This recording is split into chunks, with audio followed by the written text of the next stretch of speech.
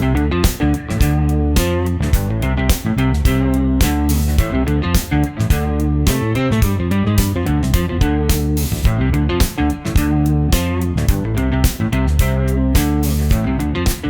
right, what's up, everybody? How's it going? I am so excited to be here talking with everybody today, and I think my talk today ties in quite well, actually, with Vitali's talk.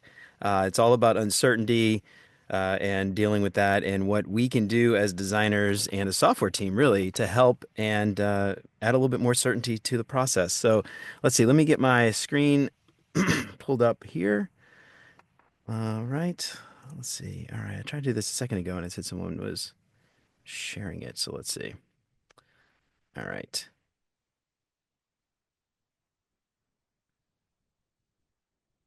Okay. There we go. All right. So we're going to talk about the UX uncertainty principle today. And this idea, this is something that I feel like I haven't really heard a ton of people talk about this concept of volatility, uncertainty, complexity, and ambiguity. We're going to talk a little bit about that today and learn what we can do as designers and as a software team, because let's be honest, building great software is a team sport, and we're going to talk about how we can bring a little bit more certainty into the world of design. All right, so my name's Jeremy. I host the Beyond UX Design podcast, but I've been doing design for a very long time. Started doing design in the early 2000s. Graphic designer, actually, traditional design. Moved into web design. 2011 or so, I think that's 14 years, 2011 or so, I moved into UX design and I've been doing that ever since. And so I want to tell you a little bit about me and my experience working in the software industry. So I've had a lot of jobs in the industry doing, started working at startups, and then I eventually moved to a giant multinational conglomerate called GE. You might be familiar with it, General Electric. At one point, they made everything from toasters, and they even owned NBC for a little while. And so I worked at GE over the course of 9 years. And over the course of 9 years, I worked for four different businesses: GE, let's see, GE Power, GE Digital, GE Aviation, which then turned into GE Aerospace, and then Calibrium Additive, which is a 3D manufacturing company that they purchased. The parent company over that course, over that time, had three different CEOs, constant org changes. I had 17 supervisors over the course of 9 years. The businesses that I worked for went through several crises. One of them was a FCC investigation for taxes, the way they do their taxes. I don't even remember exactly what it was over my head. Obviously, COVID-19 happened. If you remember, there was the issue with the 737 Max, which, as GE Aerospace providing engines for every one of those planes, that actually impacted our business quite a bit. We had layoffs then. Then ultimately COVID-19, they asked me to move across the country. So I picked up my family, moved all the way across the country, and then ultimately I got laid off in December of 2023. And you might be asking, cool story, what on earth does that have to do with UX design? Well, throughout all of that, especially at GE, I actually was on the same team, believe it or not. And for the most part, my team had to still do great work. We had to deliver software. And you know who didn't give a damn about any of that stuff that I talked about? It was the users, the people using the actual software. They didn't care how many bosses I had. They didn't care how many CEOs we had. What they did care about was that the tools that they needed to use to do their job needed to work. And at the end of the day, all of those things impact our work, right? The CEO, the stock market, the leadership team, the priorities, pressures from regulators, all these things, they impact the businesses that we work often. And this is something that I think a lot of us don't think about when it comes to the actual experience. So today we're going to talk about what I like to call the UX uncertainty principle. So we're going to talk about the UX uncertainty principle and dig into what that is. We're going to talk about what I think UX really is, because I do believe that how we define the user's experience is incredibly important for how we and ultimately approach doing our work. We're going to talk about this idea of VUCA. You might not have heard of it before. In fact, I'm fairly certain you haven't. But it stands for volatility, uncertainty, complexity, and ambiguity. And then we're going to dig in a little bit into how we can thrive in this mess. So let's talk a little bit about the UX uncertainty principle here. All right. So you're probably familiar with this Heisenberg of Breaking Bad fame. I think most people have probably seen the show Heisenberg. But what you may not be familiar with is this Heisenberg, where they actually got the name for the character. So this is Werner Heisenberg. He created something called the Heisenberg uncertainty principle. And you may or may not be familiar with this, but if you think about the Heisenberg uncertainty principle, there's actually some interesting takeaways that we can take away for design. So I want to preface this, by the way, by saying I am not a particle physicist. I am not a quantum physicist. I'm. This is my interpretation of what I understand the Heisenberg uncertainty principle to be. But essentially, what the Heisenberg uncertainty principle says is when we try to measure the velocity of a particle, we can't also at the same time accurately measure its mass. And if we try to measure the mass of a particle, we end up having a very hard time trying to measure its velocity, right? So Hi, the idea Jeremy. here is that, yeah, Yes, yeah. hello. Hey, We're having a can you hear me? slide issue here. Oh, We're okay. only seeing your title screen, so I'm not sure. Maybe something's going on, but we're only seeing Oh, your.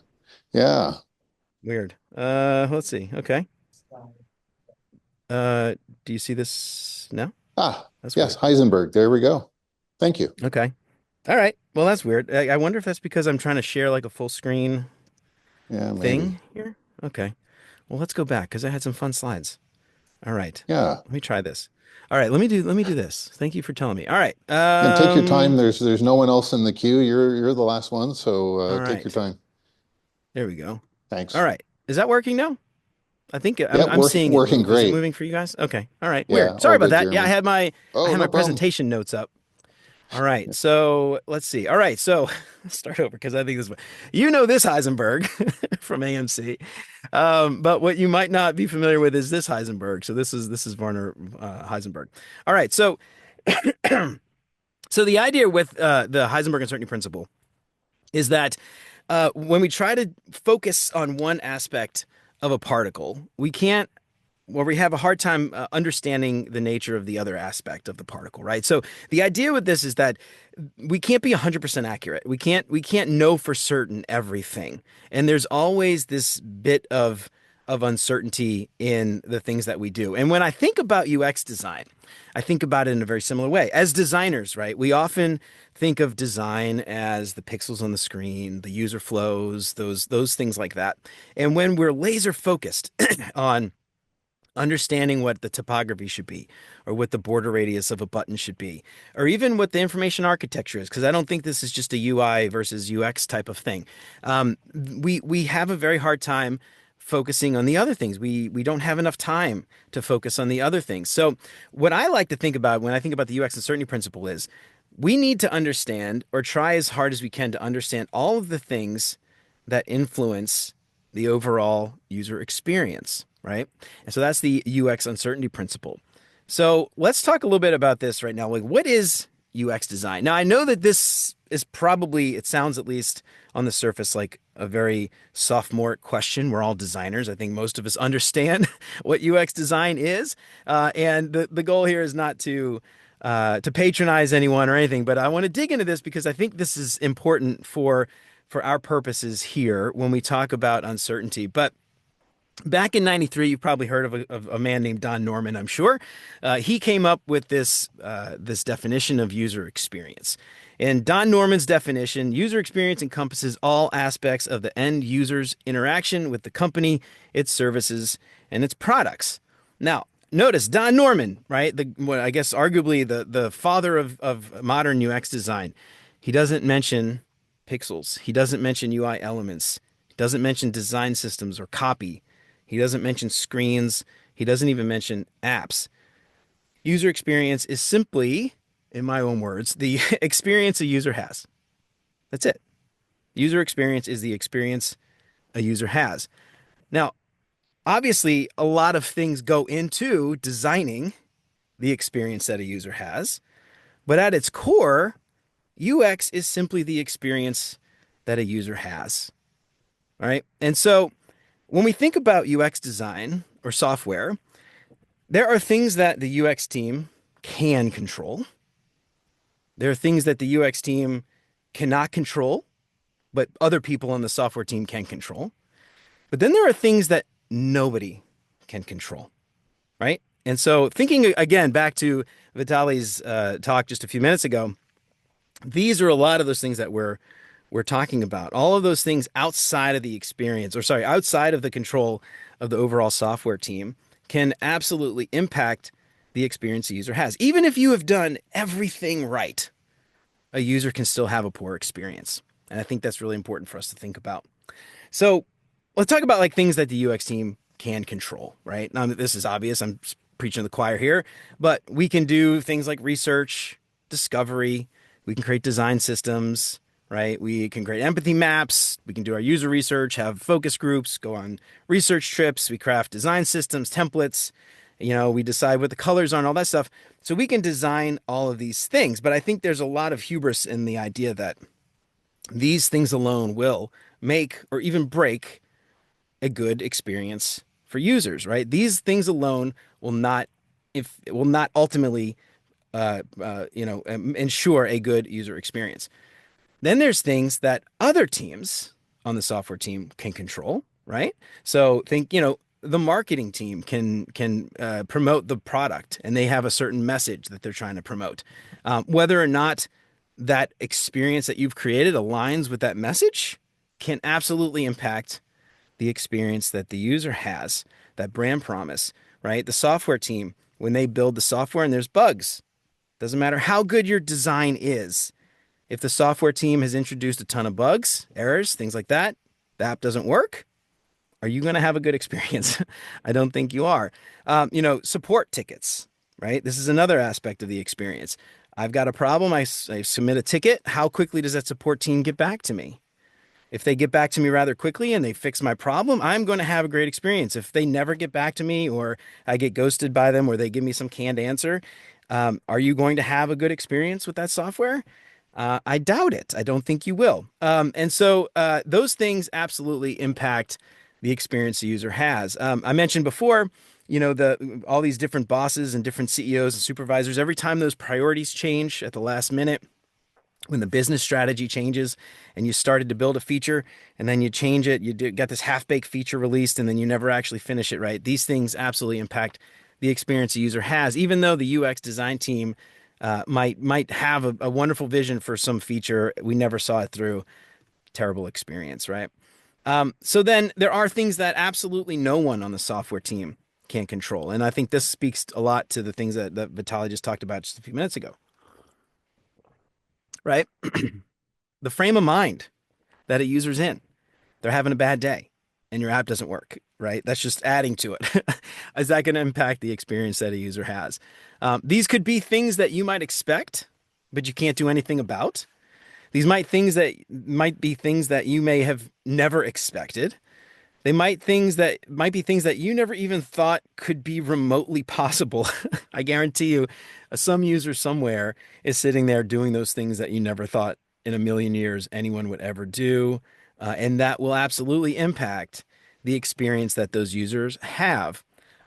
So I would love to hear in the chat. Just think about this. Like, what are some other things like this that you've run into where you could have done everything right? And then you still ultimately ended up with a bad experience. I would love to read through some of the comments because I imagine you have some interesting stories, funny stories, scary stories, horror stories. But these are things that are really important. So a few things I like to think about, right? They could have a busted old phone. They might have a computer that doesn't work right. Right. It doesn't matter if their phone is broken. If your app doesn't work on their phone, it's still going to impact their experience. Maybe they're in a weird spot. Internet's slow. Maybe they're just under a lot of stress. We talked about the example of under stress of getting in a car accident and being out in the middle of the road just a minute ago with John and Vitaly. Like, these things absolutely impact the experience that a user has. Maybe they've used other apps and they expect your app to work in a similar way, but it doesn't. So they're confused. Doesn't matter how innovative or intuitive you think your design is, Jacob's law, right? They're going to come and expect it to be working like the other apps they've used. Not gonna be a good experience. Market conditions, another example. And I also like to think about this idea that it doesn't matter what you tell people, they might interpret things a certain way. So you might have had the most brilliant marketing campaign. They expected one thing or another. They open the app, it doesn't work. Boom, right? Terrible experience. So there's a lot of unknowns out there. And there's a framework that I stumbled upon, to be honest. I just stumbled upon this. It's called VUCA. And it's a weird word. I would imagine a lot of people listening have probably never heard of the word VUCA before, but it stands for volatility, uncertainty, complexity, and ambiguity. And I mentioned I worked at GE for 8, 9 years. And one of the benefits, a lot of people don't like to work at big giant conglomerates because of the bureaucracy and red tape. But I will say there are many benefits, one of them being corporate leadership training, actually, which sounds incredibly stuffy. And I write about this in my book. I have a whole chapter on this idea of VUCA. But I went into this. I got added to this and nominated. It was like a privilege to get to go to this thing, and I'm sitting in the first day, and I'm just like, VUCA, what the hell is this? Volatility, uncertainty. What does this have to do with design? Why did my boss send me to this stupid corporate training? This is so dumb. And over the course of the week, this light bulb just went off in my head, and I thought, oh my God, this is software. We are constantly dealing with volatility on a software team. We are constantly dealing with uncertainty on software teams. We are constantly dealing with complexity, especially big, large enterprise orgs. And then ambiguity. I mean, this is something we hear all the time, even in job descriptions, right? Thrive in ambiguity. What does that mean? Right? Usually doesn't mean very much, but today we're gonna dig into a little bit about that. But this is the interesting thing about this idea of VUCA, right? Corporate leadership training has been talking about VUCA for a long time. And the CEOs, they all know. I'm telling you, they know what VUCA is. They've got books written about it, and they're reading these books. I think it's time that we took this knowledge for ourselves on the software team. But I think it's worth talking a little bit about the history of VUCA because this is actually fascinating for me, at least. I'm a huge fan of history. The VUCA came about in the 80s after the collapse of the Soviet Union, I guess 90s, early 90s, and the idea was it kind of came about in the U.S. Army War College. And if you think about the collapse of the Soviet Union, right, you had one of the largest militaries in the world, tanks, planes, ships, subs, nukes, often, right, nuclear weapons, and all of these this one giant country split into all these little small countries and ended up with a lot of these weapons from the former USSR. And some of them were friendly to the United States, some of them were not. And so they had to think about a framework to account for this. And so this is really fascinating. This is sort of where this came about, but I think there's a lot of key takeaways that we can apply to the business world here. So I want to talk a little bit about each. So volatility, uncertainty, complexity, ambiguity. These are four separate things, four separate types of unknowns. Each is different. And each can be applied, or each we can take a different approach to mitigate some of the risks associated with each of them. So let's talk a little bit about volatility. So things are constantly changing in the software industry, right? Every day there's usually something new. You've probably, I'm sure, I'm going to say I'm sure you've dealt with this type of issue in the past. Maybe wishy-washy stakeholder or leadership team. Leadership teams constantly changing their minds, priorities change seemingly overnight. I mentioned before 15 different supervisors, right? And every time our team changed those orgs, some new executive had new priorities. What are we building today? What are we building next week? I don't know. I'm sure you've got others. I'd love to hear, again, throw them in the chat because I'd love to hear your examples here. But when we think about volatility and uncertainty, complexity, ambiguity, I want to, again, stress that these are not necessarily the same. And these are actually, we apply different techniques to deal with them. So each of them has a set of predictability and an understanding. And with volatility, we can predict pretty well what's going on, right? We can predict what would happen if we did a certain thing. We have a very high understanding of what's going on, but the challenge here is it's constantly changing. So things are just changing all the time. We just need to pick something. We need to make a decision and we need to move forward. So make sure we're prepared for those contingencies, right? That's the big thing with volatility. With uncertainty, we've got low predictability, but we've got high understanding. So in uncertainty, we might have a good understanding of the things right now, but we might have a hard time predicting what will play out over time. So, technology change, I think this is sort of a good one. AI is a really great example of this. We kind of understand how to use AI today, but what will it mean further down the road as it relates to AI? Right? I don't think a lot of us really know. And I think if people do say they do know, I think they're probably full of crap. Climate change. This is another good example. Market factors. How does that impact the market? We might know we know people like this thing that we're building today, but what about, future features? We aren't really sure. Integrations. This is another really good one. The third party APIs are working today, but how reliable are they? Are they going to be working in the future? Will they be here 5 years from now if it's a startup, right? So, in uncertain environments, we have a good understanding of what's going on right now, but we have a hard time predicting what might come. So, in this case, research, investigating things, this is our best bet here. Complexity. We've got a high predictability, but we've got a very low understanding. So, we understand one little aspect, maybe our little piece, but we don't understand the larger system. And I think I've worked in enterprise for a long time. I think people who have worked in enterprise have could probably relate to this. But, systems, right? Big giant enterprise systems. When I was on enterprise, we had 1,000 engineers. Just like that was engineers. That wasn't even including the product team. So all of these people building all of these separate systems, and often they need to connect some way.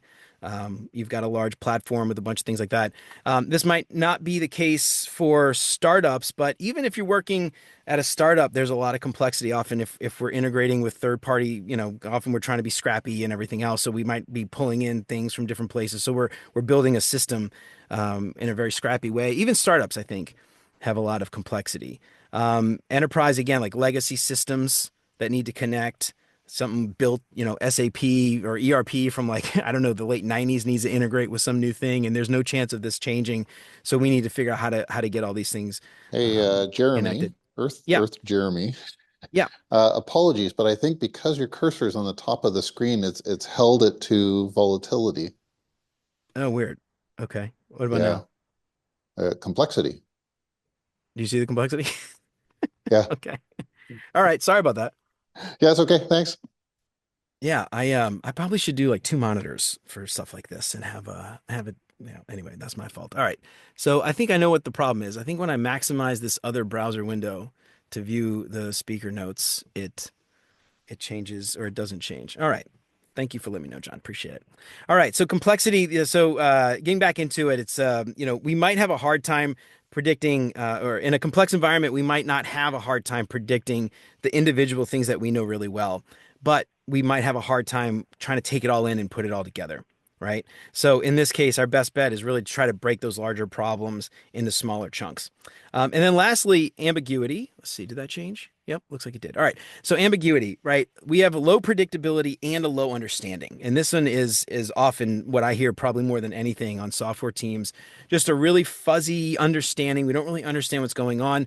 How many times have you heard something from the product team that's like, we don't have all the requirements. We just need to get something out there. We just need to get started. We just need to figure it out. Companies usually, well, I've worked with a lot of, especially small startups that don't have a North Star. They don't have a vision. They don't have a strategy. They're just building sort of feature factory, building a bunch of crap and shipping it and hoping something works. Again, thrive in ambiguity. How often have you seen that on a job description? Um, I'm sure, run into this in a large orgs, but also small startups. I feel this is no different. So you don't necessarily know who might take over startups, for instance, like you might have, a bunch of leadership changes, founders might leave, things like that.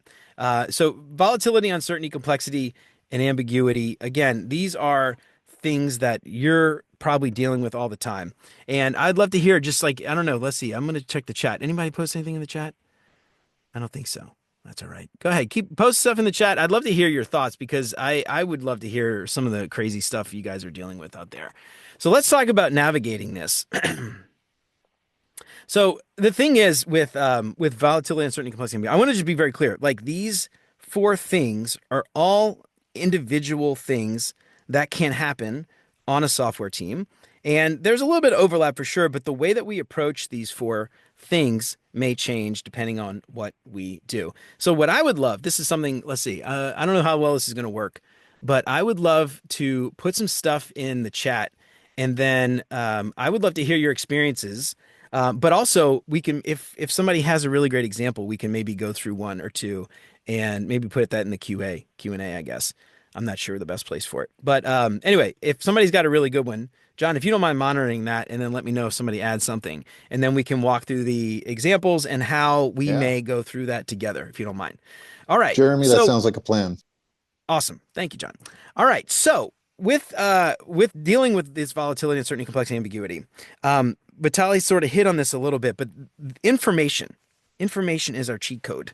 Getting out and understanding things better, gaining information, but then you're not stopping there. The key is to share the information with the rest of your team. And I mentioned before that building great software is a team sport. It's something that I say all the time. I've even got merch on my shop with mugs and posters and things like that. But you cannot build great software without great relationships. And I think relationships really are where you're going to unlock that information. This is really the important thing, that networking piece.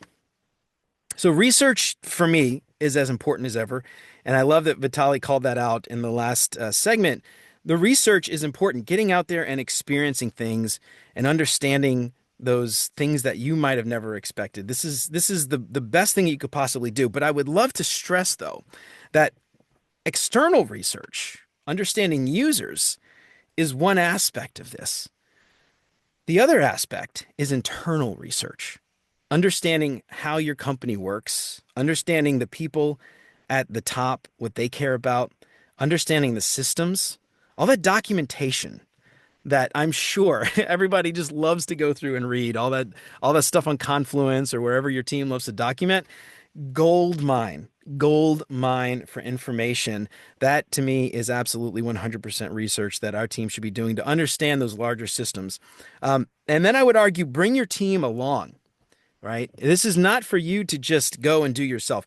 If you are getting this information, but nobody else in your team understands it, there is no way in hell you're going to affect any change or impact the team in any meaningful way if you aren't bringing your team along and sharing those findings.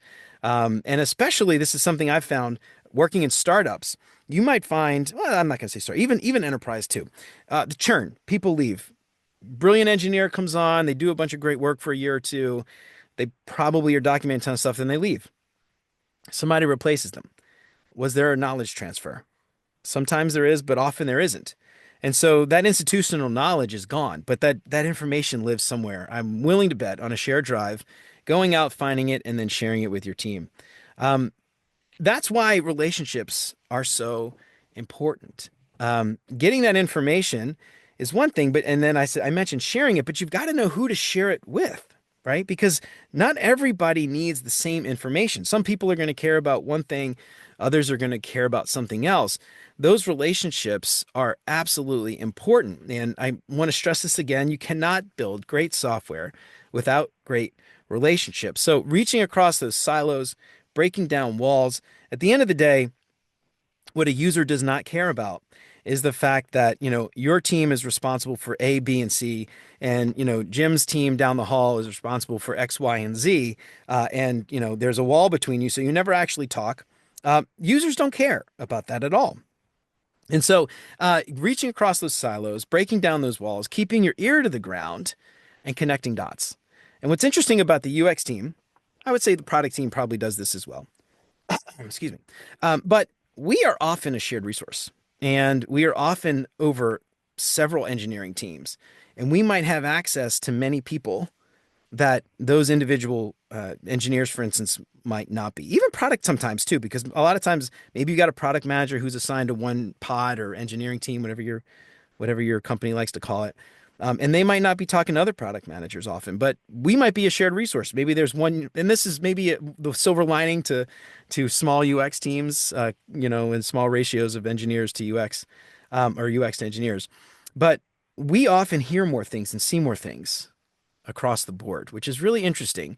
And I think you've got the opportunity to connect those dots and bring those people together when you hear those information. This is why I love, designers going to stand-ups, scrum ceremonies like that, maybe planning retros where you can actually go and hear things that other people are doing and then actually connect the dots in a retro. Hey, this other team, they were doing this other thing. I noticed, y'all aren't really talking. Maybe we can improve this. So these are ways that you can absolutely build those relationships. Stakeholder management. This is something we talk about in the book as well. But stakeholder management, I don't like the word management, but a lot of people do use stakeholder management as a term. And so that's why I use it. I like stakeholder engagement, but it's really about setting expectations, right? We do know these things and we're confident about this. We aren't really sure about these things. And so we're not confident about this. We hear empathy for users all the time, right? Designers, we have empathy for users, but empathy for stakeholders? No. Why would we have empathy for stakeholders? They're the enemy. But stakeholders have information. Stakeholders might know certain things, or stakeholders might not actually know certain things. And you can understand, their frame of mind, where they are, what they expect.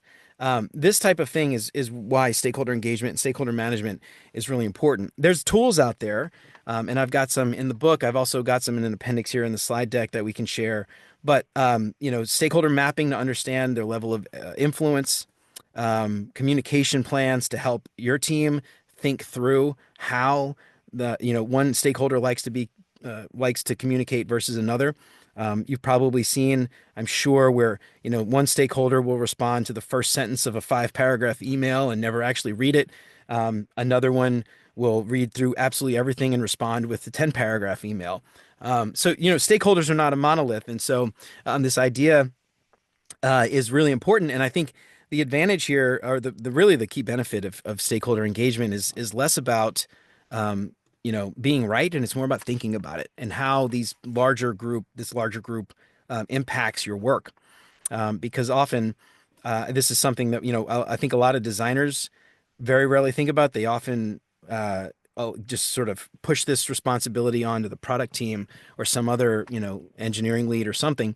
And really, though, I think it's important for us to just think about, like, how do these people impact our work? How does this one stakeholder, what if they change their mind about something? Is that going to change everything we build? And again, thinking back to the overall experience the user has, this one piece here, I think, is critical, and I think it's often overlooked by designers. And then I think this is important. There's things that we can control, and again, there are things that we cannot control. And I can't tell you how many times I've worked with designers that are just so rigid in their process, or like they just get mad when something doesn't go their way, or we're not following this process exactly and this isn't right and blah blah blah. None of that matters. None of that matters. If you can't do it, you can't do it. You can get upset about it, but it's not going to actually change. And ultimately, the user's experience will suffer if you aren't working with your team and you're constantly fighting with them. And so, what can you realistically control? I think this is really important for us to think about. Be pragmatic and be flexible. I think this is really important. Always be learning. This idea of a growth mindset, I think, is so important here. I can't tell you again, like, how many designers I've worked with. It's just fixed mindset. This is how UX is done. If we don't do UX this way, it's not right. And those are often the designers that are left out of meetings. They're left out of planning. They don't get the seat at the table because people don't like working with them. I can promise you. And if your team doesn't like working with you, how do you think that will impact the experience a user has when they just go and make a decision without you because you are a pain in the ass? I think a lot of us don't think about that, but that will absolutely negatively impact the experience a user has. This last thing, this is something that I had never heard this term followership before. And I have a whole chapter in my book about this, but we could probably spend an entire hour just talking about followership. If this is the first time you've ever seen this term, you might have giggled a little bit, But when I heard the term the first time, I was like, followership, this sounds fake. Come on, what are you talking about? What is followership? I interviewed the guy, David Leitner, Dr. David Leitner, and he has tons of content online. He's posts on LinkedIn regularly. He's written some books about this idea of followership. But if you think about followership, it's sort of the yin to leadership's yang, the yin to leadership's yang. Um, and so if you think about what a follower is, a courageous follower especially, they are not robots. They are not sheep. They don't do as they're told. They go and they find out things on their own. They go and they take initiative when it's the right time to take initiative. They're not afraid to speak up. They're not afraid to tell leadership that they're wrong or that we don't know or things like that. And so when it comes to this idea of volatility, uncertainty, complexity, and ambiguity, what I think a lot of us miss is often that the leadership team might be completely lost as well. The leadership team might not actually know what's going on.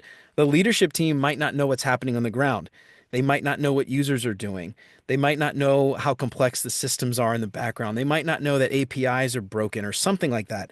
And so, as a follower, I think this is really important for us to think about, especially individual contributors, people who are not quote unquote leaders or in quote unquote leadership positions, that you have a lot more control to go and understand and uncover these things without someone telling you to do it. Right. And I think that is the most important part of all of this is when it comes to the volatility, VUCA, uncertainty, complexity, ambiguity, we could sit around and we could wait for somebody to tell us exactly what to do. Or we could just go figure it out. We could run an experiment. Maybe we need budget for things, and that's fine. But we generally, at least a lot of us, have 40 hours a week. And I would be willing to bet a lot of us are not spending exactly 40 hours a week pushing pixels around in Figma. I think we could take the time to go and uncover some of these on our own. And so this is for me, I put this last because I really do believe, and it's the last chapter of my book as well, because I believe that this is just such a critical concept that often designers, especially individual contributors, just assume we don't have the control, we don't have the power, we don't have the influence, but we've got a lot more influence and control, I think, than we give ourselves credit for. So some things that I want you to remember as we sort of wrap this up here. I want you to ask yourself some questions. What can my team actually control? Right? And what does my team not control? And be very honest with yourself about this. What can you actually control? What can you not control? And the things that you can't control, maybe there's not much you could do, right? Maybe you just need to accept the fact that, the system is the way it is. What can we do to make this better? How might we mitigate this to make it at least a little bit better for the users, or make it better given the constraints, right? We like to consider ourselves problem solvers, and so this is a really great thing to think about as a designer, as a software team. We all want to solve problems. I think for me personally, those challenges often make our job. That's what, for me at least, what I love about the job is the constraints. If everything was sort of blue sky, I could do whatever I want. I personally feel like I would be bored.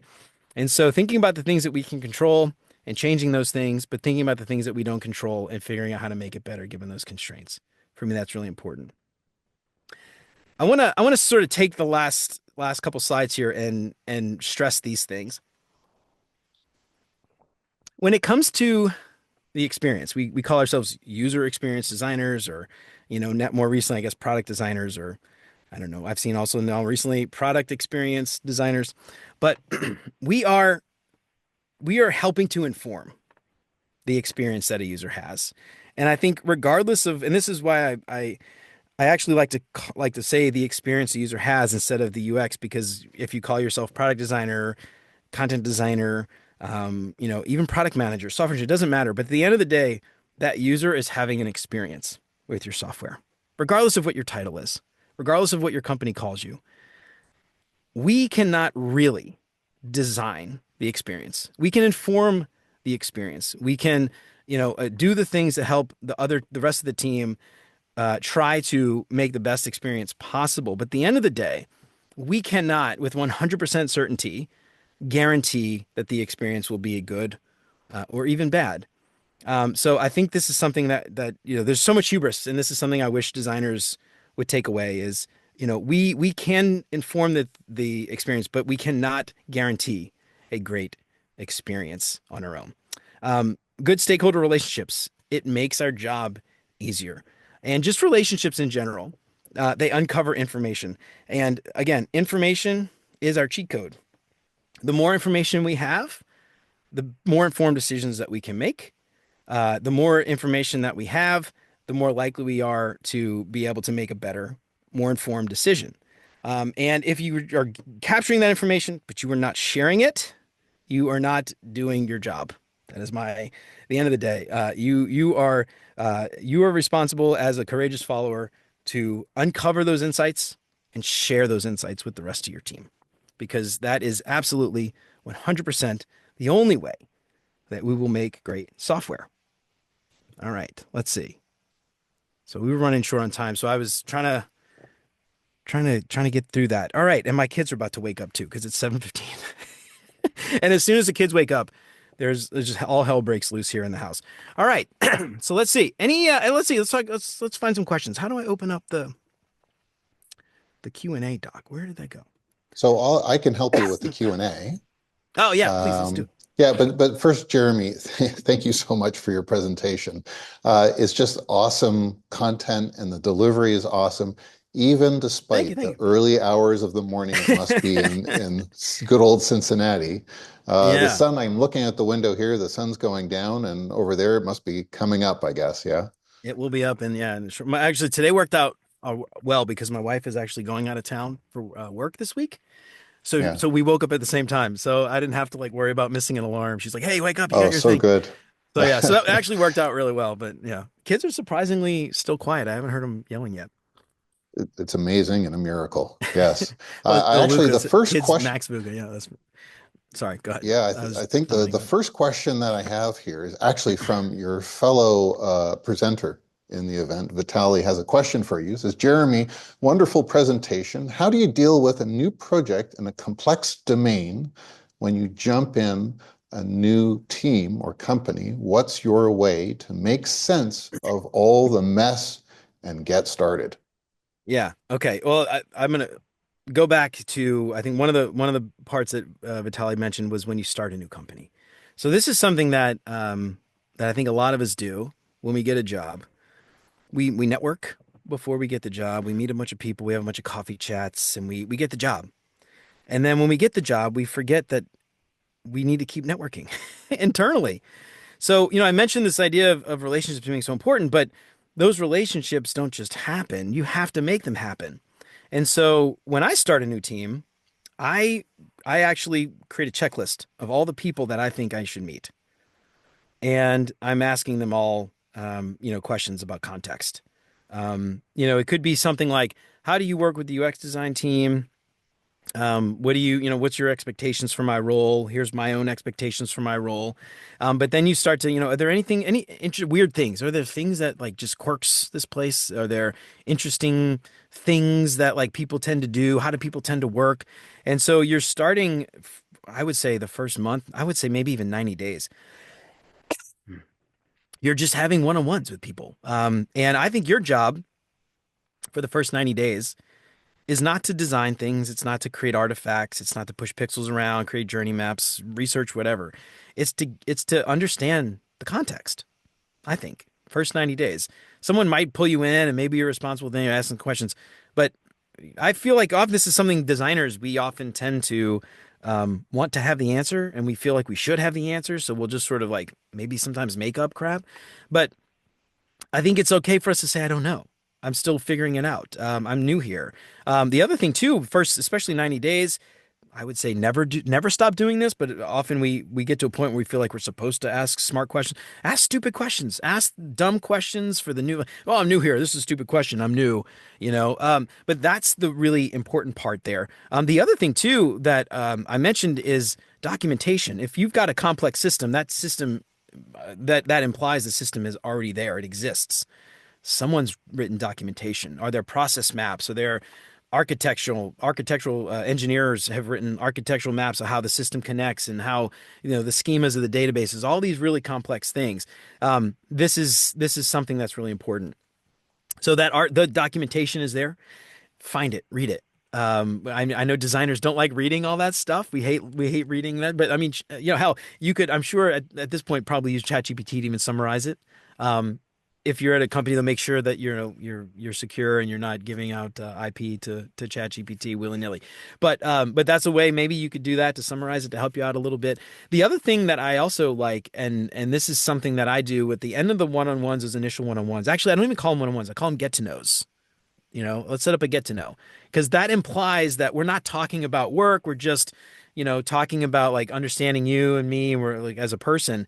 And those conversations, can evolve past just, personal stuff to more of the business stuff of talking about systems and things like that. But at the end of it, who else do you think I should meet? Is there anyone else on the team that you think would have insights here? And so these are things that you're going to start to, yeah, that list could grow. You might have 10, 15 people when you start, and at the end, you might have 30, 40, however many, it doesn't matter. But I think, again, when you're starting a team, what else are you doing? Right? What else do you have to do for the first 90 days? Nobody's expecting you to go and do actual work, I don't think. And if they are expecting you to do actual work, I would question their judgment and how much work are you actually going to be doing? Or how effective is the work you're doing going to be if you don't have the context first?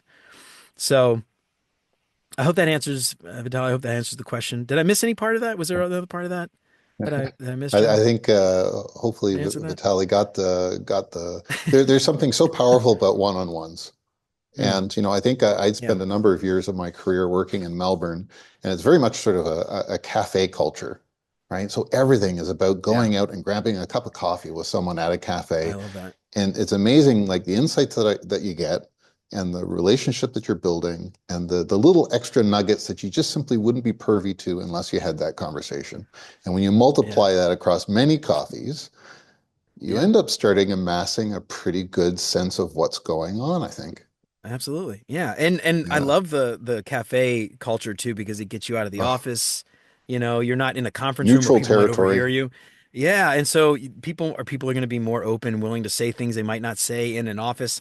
And what's interesting too, I think I've experienced this. People are afraid to type stuff in DMs on Slack because someone might read it.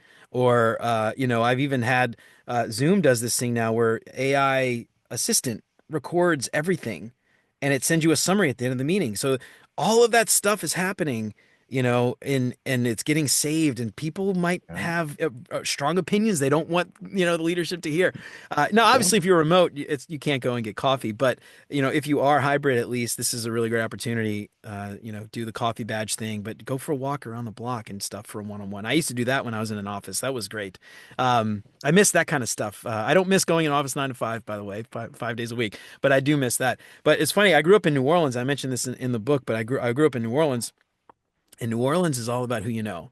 It's all about who you know. And my dad told me this, like, best advice I think my dad ever gave me when I graduated college. Or graduated high school. He said, "Look, you're entering the professional world. Let me tell you something. If you ever want to get anything done, you take someone to lunch." And I was like, at the time, I was like, yeah, whatever. But now that I'm, 43 and I've worked in the professional environment for a long time. He's 100% right. If you want to get something done, something informal over lunch, like coffee, whatever, it's just such a powerful way to influence people and affect change. I think that's also applicable like at any level of seniority, right? Like I think maybe the juniors feel like that's not in their realm, but actually the coffee with someone else to get to know them and kind of learn more and figure out the mechanics of the business that they're in or the product or whatever actually is equally valuable. I don't want sort of a lower Yeah. level of designers that are kind of new to just assume that that's the upper people are doing these coffee meets and doing these Hmm. one-on-ones. Everybody would benefit from it. Yeah. Yeah. I wanted to, because you talked about things that UX can control and stuff that Hmm. we cannot. And I wanted to extend that a little bit further to what UX can or cannot do. And Hmm. I think particularly again for younger designers, I sometimes wonder if they place the wrong things in the cannot control or cannot do Mm. bucket. And Yeah. so, and I think as I've gone through my career, I've realized over time that we actually do have more influence and more control than it may Yeah. seem. And it's more about us like presenting something in the right way to the right people Yeah. to move it forward and actually regain a little bit of control. And so, what are your thoughts on this? Yeah, absolutely. I have this quote. I love this quote. Antoine de Saint-Exupéry, writer from the 40s. He has a quote about building a ship. And he says, if you want to build a ship, you don't find a bunch of people, you don't bark out orders, you don't hand out tools. If you want to build a ship, you find the people and you make them long for the vast and endless sea. And I think this quote is just it's so directly applicable to what we do as designers because you're right. We often don't have direct control, but we do have a ton of influence. And I think we're often talking about the seat of the table. I think a lot of times the reason why we don't get that seat at the table is how we interact with our team, right? And I think a lot of times people don't see us as partners. They see design as sort of, the order takers. Product is going to go figure it out. Here's the PRD, go design it by Friday. But I think, we and this ties into again when I hear a lot of people talking about, designers need to think like CEOs. I don't think designers need to think like CEOs. I think designers need to think like their CEO, that one very specific That's CEO, so because good. every That is every very good. CEOs are different, right? Every CEO is different. They're not monoliths. So the way your leadership team thinks, the way, your business makes money, the way that, your CEO interacts with the team, whatever, like understand those things and use that language. And instead of talking like a designer, stop talking like a designer. Think like a designer, but stop talking like a designer because those people are not designers. They don't know what you're talking about and they don't care. What they do care about is their business. So use the words that they use, and this is again why one-on-ones are really important because you can start. You're probably not unless you're at a small startup. You're probably not going to get an opportunity to have a conversation with the CEO one-on-one, maybe 30 minutes Yep. if you're lucky. But for the most part, you could work with people outside of their orb of influence. And then there's people outside of their orb. So you start to see these levels and it's like a web. The other thing that I think is really important, and this is where, especially when it comes to low design maturity, I think we have a lot more influence, especially on our core team, how our core team works. So when we think about the things that we can do, now our core team certainly is um, can only do certain things in relation to the larger team, but the way that we work with our product managers, we can absolutely influence that. Getting to know them well and having a really great working relationship. Just ask, can we do this thing differently next time? I don't like how that thing worked. Can we try something new? Going back to Vitaly's question earlier about understanding the systems and stuff, we're going to have a lot of thoughts about what's working and what's not and what we think we should do to fix it. But when you come in first 90 days and you're like, that's wrong, that's broken, why are you doing it that way, you're a dummy, you're not going to influence anyone and you're not going to make any change that way. But if you experience the pain with them for 90 days, 6 months, whatever, you're like, the last couple cycles, those last few sprints were rough, we didn't do this, we didn't do that, I think we could start to change some things and do some things differently and actually improve how we work. And that goes to maybe more research to understand these things, to reduce the level of complexity or volatility, uncertainty, whatever, or understanding the complexity more, whatever it is. So I think there's opportunities there. The biggest thing I think, especially in large orgs, is finding allies. And that's again why Yes. one-on-ones are really important because we might not be able to influence an executive, but I'm willing to bet we can influence someone who does influence an executive or has the ear of an executive or multiple people who can end up influencing somebody very much higher than us.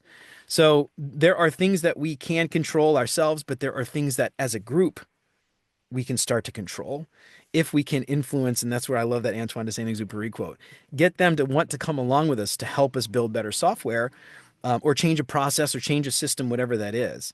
And so I think you're absolutely right. We definitely do have more control than I think we often give ourselves credit for. Words of wisdom, Jeremy. Indeed. I wanted to move to VUCA. Yes, it Yeah, is a weird word. it is a Yeah, weird word. the VUCA framework. And you were saying that it's kind of commonly issued in corporate Hmm. environments as training. Um, and when you break out the different terms that make up VUCA, um, Hmm. wow, those are all words that you really encounter and describe a typical kind of enterprise environment and projects that are large and kind of unruly and just so many bits and pieces going on, right? And so you end up encountering all of those words at some point or all at the same time. And so you used that framework, but that largely sits outside of a typical UXer's toolkit, right? Hmm. If we lined up 100 UXers and asked them, have you ever tried this? Probably Right. not. And Yeah. so are UX designers kind of getting too caught up in, I'm going to do my Google UX cert, I'm going to do these, interactive design foundation and a couple of other things, and I'm good. I'm worried that maybe they've missed out on the Yeah. value of canvases, frameworks, models, all of these things that help us to kind of pull information together and kind of make sense of it, right? Yeah. And Yeah. you've highlighted that very clearly. What's your take on this? What would you suggest? Because I think there's a thousand canvases and frameworks and stuff out there, but it's very hard to kind of say this would be perfect in this situation Yeah. because there's so many of them. Yeah. Well, I will say starting out that I am self-taught. I've never gone to school for UX design. I've never taken a, boot camp or college course or anything like that. So a lot of what I learned about UX design, I kind of learned as I went. And this is me speaking from the outside because I've never gone through it myself. But what I've witnessed and what I've observed is that the way we teach UX design, I think, is broken, right? If you think about the way we teach UX design, especially in college courses, they're part of the design program. They're part of the arts school a lot of times. And we're not learning about the context where our work is actually used, right? No one's designing software to hang it on a wall because it's pretty. It might be pretty and it might be good enough to hang on a wall, but at the end of the day, someone is paying us to help them make more money. Nobody is paying us to just design some pretty stuff.